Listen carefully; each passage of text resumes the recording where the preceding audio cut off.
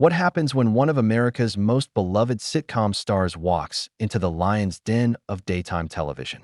You won't believe what unfolds when David Schwimmer sits down with the View panel for what was supposed to be a lighthearted promotional interview. This isn't your typical celebrity chat about new projects and fond memories.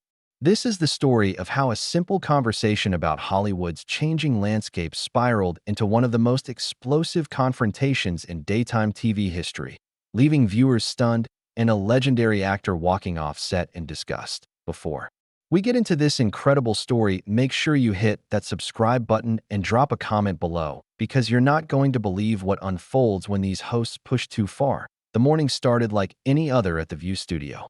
David Schwimmer arrived early, his publicist by his side, ready to discuss his upcoming directorial project and reflect on his career spanning from Friends to his recent advocacy work. The show's producers had briefed him on the usual talking points: the Friends reunion, his theater background, and his new film. What they didn't prepare him for was the ambush that awaited him at the iconic table. As Schwimmer settled into the guest chair, the energy in the room felt different. The hosts exchanged glances that seemed loaded with something more than their usual pre-show banter. Whoopi Goldberg, sitting in her familiar spot as moderator, shuffled through her notes with an unusual intensity. Joy Behar cracked her knuckles in a way that suggested she was preparing for battle rather than conversation. Sarah Haynes fidgeted with her pen, while Alyssa Farah Griffin wore a smile that didn't quite reach her eyes. The atmosphere was charged with an anticipation that made even the crew members shift uncomfortably behind their cameras. "Welcome back, everyone. We're here with David Schwimmer," Whoopi began, her voice carrying its usual authority, but with an edge that immediately put Schwimmer on alert. "David, thanks for being here. We want to talk about your new project, but first, we need to address something that's been bothering us." Schwimmer's eyebrows raised slightly. This wasn't the warm-up he'd expected. "Of course, what's on your mind?" Joy leaned forward, her expression shifting from casual to confrontational in an instant. "Well, David, we've been talking backstage, and we're curious about your perspective on privilege in Hollywood. You've had an incredibly successful career, and we're wondering if you've ever stopped to consider how your advantages as a white male actor might have contributed to that success." The question hung in the air like a challenge. Schwimmer's publicist, seated off-camera, visibly tensed. This wasn't in the pre-interview discussion. The actor took a moment, clearly processing the unexpected direction of the conversation. "I think that's a complex question, Joy," Schwimmer replied carefully. "I've always been aware that I've been fortunate in my career, and I've tried to use whatever platform I have to support causes I believe in, including women's rights and equality initiatives." "But have you, though?" Sarah interjected, her voice taking on a prosecutorial tone. "Because when we look at the Friends cast, we see a show that was incredibly white, incredibly privileged, and incredibly profitable. And while you all got rich, where was the diversity? Where was the representation? You were part of a system that actively excluded people of color from one of the biggest shows in television history." The accusation hit like a slap. Schwimmer's jaw tightened, and he sat back in his chair, clearly taken aback by the aggressive nature of the questioning. The audience, who had come expecting celebrity gossip and light entertainment, began to murmur uncomfortably. "I want to be clear about something," Schwimmer said, his voice steady but with a growing firmness. Friends was created by David Crane and Marta Kaufman. The casting decisions weren't made by the actors. We auditioned for roles that were written, and we were grateful to get them. The show's creators have since acknowledged that they could have done better with diversity, and I support that acknowledgement. Alyssa jumped in with a dismissive wave of her hand. "That's a convenient excuse, isn't it? You all had tremendous influence once the show became successful. You could have spoken up. You could have demanded change. But instead, you all just collected your paychecks and stayed quiet while marginalized communities were shut out." The attack was relentless and coordinated. Schwimmer's face flushed slightly, and his hands gripped the armrests of his chair. "I'm not sure what you're trying to accomplish here," he said, his voice rising slightly.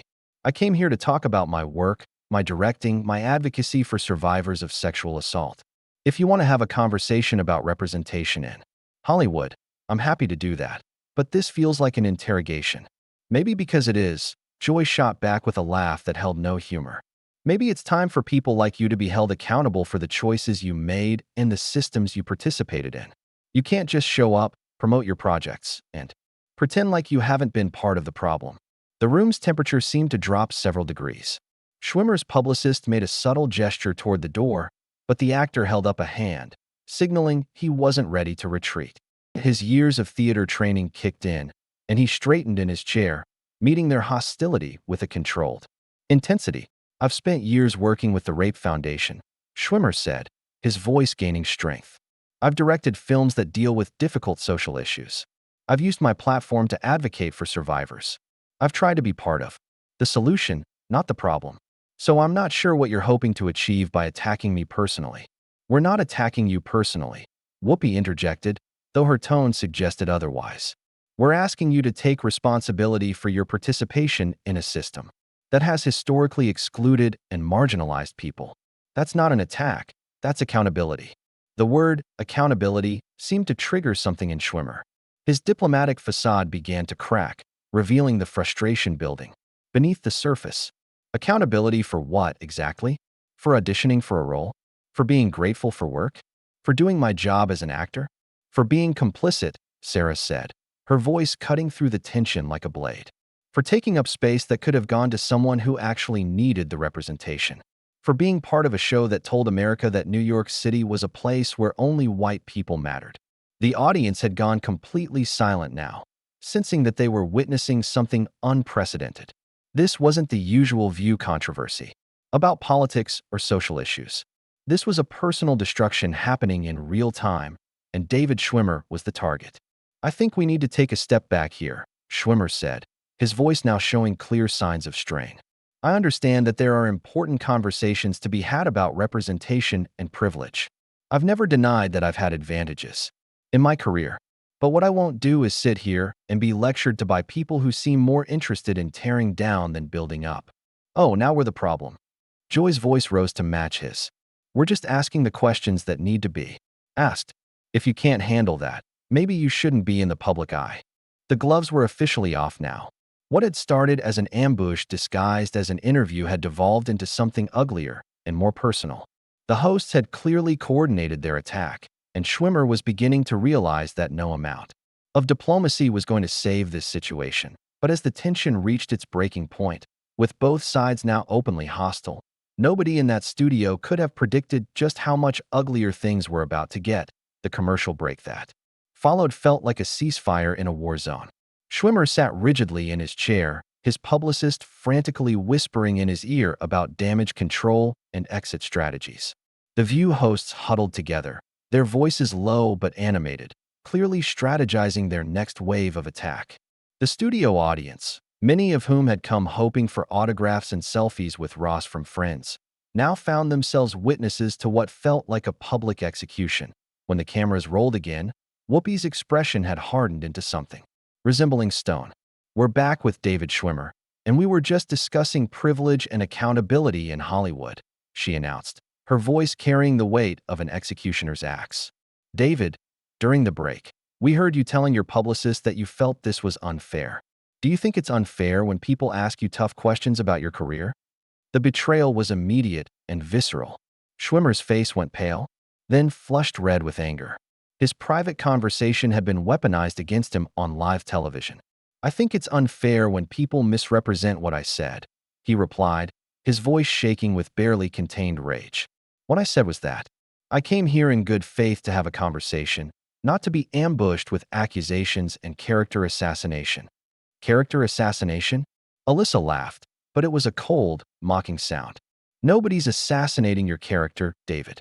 We're just asking you to own up to the reality of your success. But apparently, even that's too much for you to handle. The condescension in her voice was like gasoline on a fire. Schwimmer's theatrical composure finally began to crack in earnest. You know what? I've been polite. I've been respectful. I've tried to engage with you honestly. But you're not interested in honest conversation. You're interested in a feeding frenzy. A feeding frenzy. Joy's voice pitched higher, feigning offense. We're holding you accountable for benefiting from a system that excluded people who looked different from you. If that feels like a feeding frenzy to you, maybe you should examine why accountability feels so threatening. Because this isn't accountability. Schwimmer exploded, his voice echoing through the studio. This is performative cruelty disguised as social justice. You want to talk about privilege? Let's talk about the privilege of sitting at this table, making millions of dollars, and using your platform to tear down people who've dedicated their lives to making positive change. The audience gasped audibly. Several crew members exchanged shocked glances. This was uncharted territory for The View, and everyone could feel the situation spiraling beyond anyone's control. Sarah leaned forward, her eyes gleaming with the thrill of combat. Making positive change? You mean like starring in a show that reinforced every stereotype about white privilege in New York? You mean like staying silent for decades while marginalized communities fought for representation? That kind of positive change. I directed a film about sexual assault. Schwimmer shot back, his voice cracking with emotion. I've worked with survivors for years. I've donated millions to causes that matter. But none of that matters to you, does it? Because you've already decided I'm the villain in your narrative. Maybe because you are. Joy interjected with brutal directness. Maybe you're exactly the kind of privileged white man who thinks doing the bare minimum entitles him to praise and protection from criticism. The words hit like physical blows. Schwimmer's hands were shaking now, his face cycling through shades of red and white as he struggled to maintain any semblance of control. The bare minimum? I've spent my entire adult life trying to use whatever influence I have to help people. I've never claimed to be perfect. I've never claimed to have all the answers. But I've tried to be better, to do better, to support causes that matter. But have you really?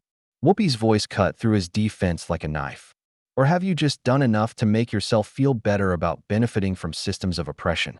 Because from where we're sitting, it looks like you've been coasting on privilege your entire career while patting yourself on the back for the occasional charity event. The attack was so personal, so calculated, that it seemed to rob Schwimmer of his breath. He sat silent for a moment, his chest rising and falling rapidly as he processed the magnitude of what was happening to him on live television. You know, what the real tragedy is here, he finally said, his voice now quiet but seething with controlled fury.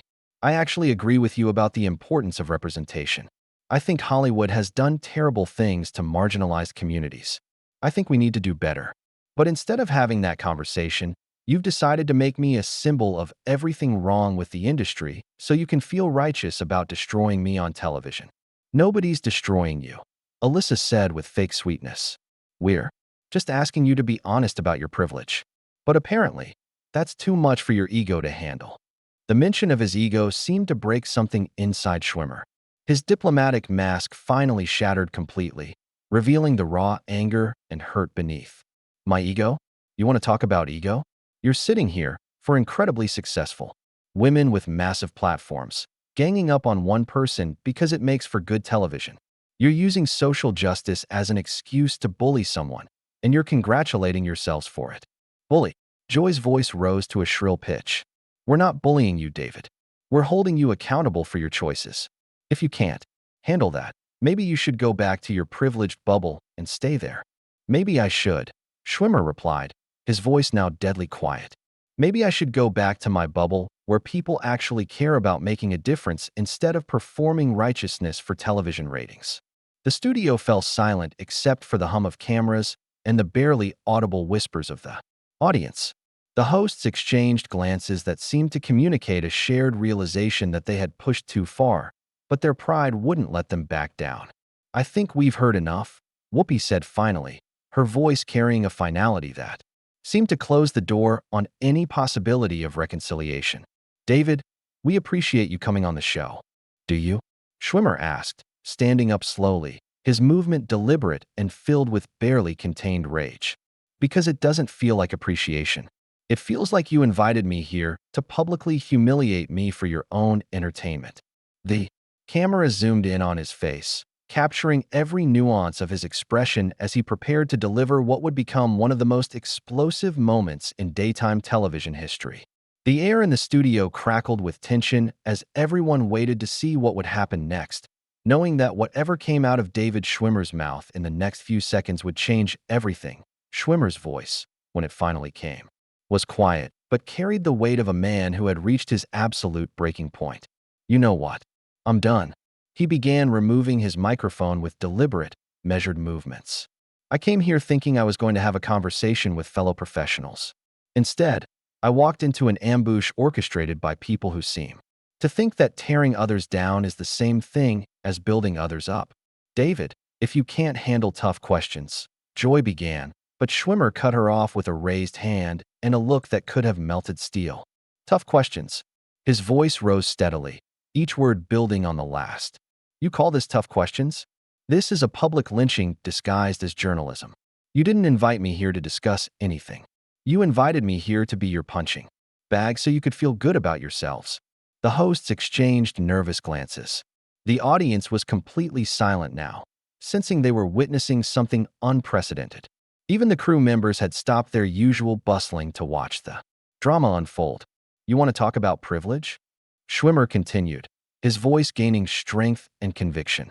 Let's talk about the privilege of sitting at this table, making millions of dollars, and using your platform to destroy people's reputations.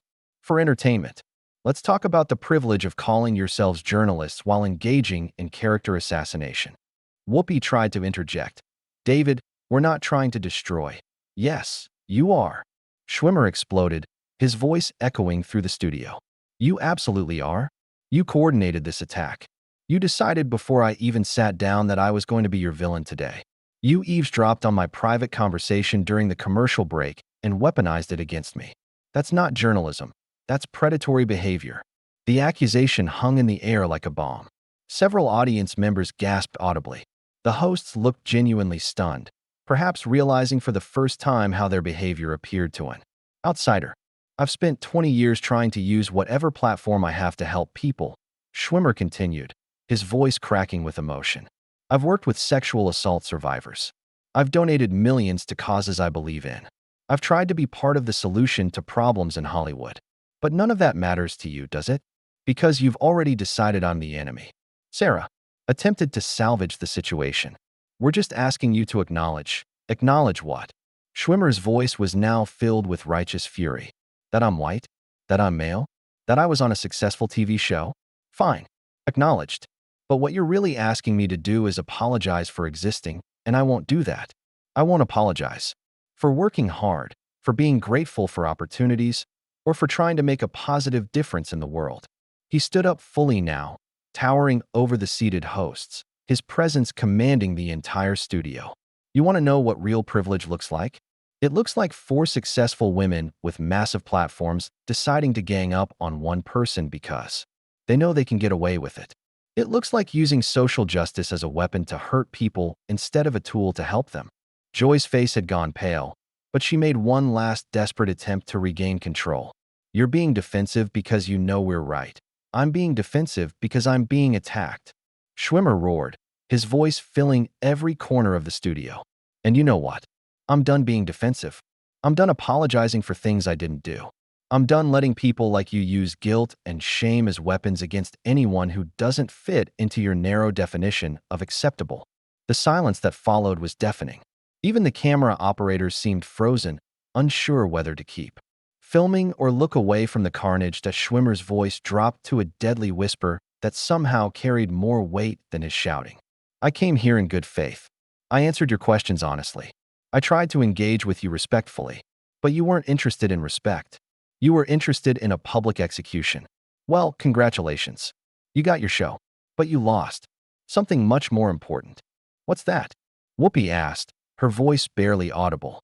Your credibility, Schwimmer replied without hesitation. Your integrity. Your claim to be anything more than bullies with microphones. Because that's what this was. This wasn't journalism. This wasn't social justice. This was cruelty, plain and simple. He began walking toward the exit, his movement purposeful and final. You know what the saddest part is? I actually agree with you about the importance of representation and equality. I think those conversations are crucial. But instead of having those conversations, you chose to make me a symbol of everything you hate so you could feel righteous about destroying me on television. As he reached the edge of the set, he turned back one final time. I hope it was worth it. I hope the ratings were good. I hope you feel better about yourselves. Because you just showed the entire world what you really are. The finality in his voice was unmistakable. This wasn't a dramatic pause or a moment of theater. This was a man who had been pushed beyond his breaking point and had found his voice in the process. David, wait. Alyssa called out, perhaps realizing the magnitude of what they had just done, but Schwimmer was already walking away, his publicist scrambling to follow him. No, he called back without turning around. I'm done waiting. I'm done being polite. I'm done pretending that what just happened was anything other than a public ambush designed to humiliate me for your entertainment. The studio doors closed behind him with a finality that seemed to echo through the entire building. The hosts sat in stunned silence, the weight of what they had just witnessed settling over them like a shroud. The audience remained frozen, unsure whether to applaud, boo, or simply sit in the uncomfortable silence that had descended over the studio. Whoopi, ever the professional, tried to salvage something from the wreckage. Well, she said, her voice uncharacteristically small, that was intense. We'll be right back after this break. But as the cameras cut away and the studio erupted in a cacophony of whispered conversations and shocked reactions, everyone knew that something fundamental had just shifted. The View had always been known for heated exchanges and controversial moments, but this was different. This was the moment when their own tactics had been turned against them, when their own behavior had been held up to the light and found wanting. The aftermath was immediate and devastating. Social media exploded with clips of Schwimmer's departure, his final words echoing across platforms as viewers debated who had been right and who had been wrong. But in the end, the images spoke for themselves, for powerful women systematically attacking one man until he finally said enough. David Schwimmer had walked into The View as a guest and walked out as something else entirely. A man who had finally found his voice in the face of organized cruelty and had used it to deliver one of the most devastating takedowns in daytime television history. The confrontation that was supposed to humble him had instead exposed the hosts as the true bullies, leaving them to face the consequences of their own actions in front of millions of viewers who had witnessed their behavior firsthand.